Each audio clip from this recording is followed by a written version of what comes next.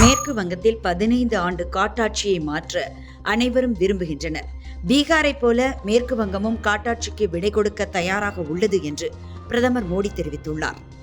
தமிழுக்கும் பாரதிய ஜனதாவுக்கும் சம்பந்தம் இல்லை என கூறுவோர்க்கு பதிலடி கொடுக்கும் தேர்தல் அறிக்கையை வெளியிடுவோம். பாரதிய ஜனதா தமிழ் மக்களுக்கான கட்சி என்று பாரதிய ஜனதா தேர்தல் அறிக்கை தயாரிப்பு குழு தலைவர் தமிழிசை தெரிவித்துள்ளார். தமிழக காங்கிரஸ் கமிட்டி செயற்குழு கூட்டம் வரும் ஜனவரி 20 சென்னை சத்தியமூர்த்தி பவனில் நடைபெறும் என அறிவிக்கப்பட்டுள்ளது.